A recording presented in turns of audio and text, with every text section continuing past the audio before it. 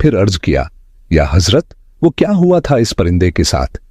इमाम जाफर सादिक ने फरमाया, ऐ शख्स, ये उल्लू नाम का परिंदा प्यारे नबी सरकारे दो आलम सल्लल्लाहु अलैहि वसल्लम से मोहब्बत करने वाला है और नबी की आल से भी मोहब्बत रखता है। जब इसे पता चला कि हजरत इमाम हुसैन करबला में अपने तमाम लोगों के साथ रुके हैं, तो ये उल्लू मुहर्रम की रात करबला जा पहुंचा। वहां जाकर इसने अर्ज किया, या हुसैन, मेरे लिए क्या हुक्म है? मेरी भी कोई खिदमत ले लीजिए। उस वीराने में सिर्फ हवा ही नहीं रो रही थी, उस परिंदे की आंखों में भी जैसे आसमान भर का दुख उतर आया था। इमाम हुसैन अलैहिस्सलाम ने बड़ी नरमी से देखा और फरमाया, ऐ परिंदे, तू यहां से चला जा। कल जो कुछ होना है वो तेरे बस की बात नहीं।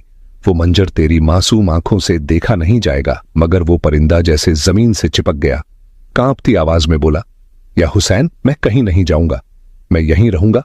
आपकी मोहब्बत ने मेरे पर बांध दिए है, मैं उड़ ही नहीं पाऊंगा। जब उल्लू परिंदा अपनी जिद पर अड़ा रहा तो इमाम हुसैन अलैहिस्सलाम ने सर झुकाकर फरमाया, अच्छा, फिर तू यहीं रुक जा। और फिर वो रात आई। करबला की मिट्टी गवाही देती रही, चांदनी भी उस रात ठहरी हुई थी। उस छोटे से उल्लू ने वो मंजर अपनी आंखों में कैद किया, कैसे यजीद की फौज ने हुसैन का सर मुबारक उनके बदन से अलग कर दिया, कैसे प्यारे नबी की आल को तिश्ना लब शहीद कर दिया गया। उस परिंदे ने सब कुछ अपनी आंखों से देखा।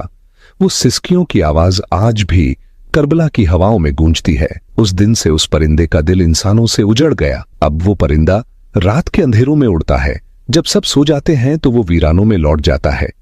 जैसे ही उजाला होता है और इंसान जागते हैं, वो वापस अपने अंधेरे में छुप जाता है। लोग कहते हैं उल्लू मनहूस है, मगर उन्हें क्या पता वो क्यों वीरानों का साथी बन गया। लोग तो बस उसके बोलने से डरते हैं, कहते हैं जहां उल्लू बोल दे वहां मुसीबत आएगी। कई लोग तो उसके बोलने पर घर तक छोड़ देते हैं, मगर हकीकत ये है कि ये बेचारा परिंदा तो खुद इंसानों से डरता है। अगर कहीं इंसान नजर आ जाए तो वो फौरन उड़ जाता है। ये किसी का क्या बिगाड़ेगा? ये जानकर हैरत होगी कि दुनिया में उल्लू की 205 किस्में पाई जाती हैं, मगर सबको दो बड़े कबीलों में बांटा गया है, एक बराना उल्लू और दूसरा आम उल्लू। ये वही है जो चूहे कीड़े मकड़े खाकर खेतों को बचाता है, करोड़ों का अनाज महफूज रखता है। इंसानों का सबसे बड़ा दोस्त है, दुश्मन नहीं। आमतौर पर इसकी उम्र करीब 12 साल होती है।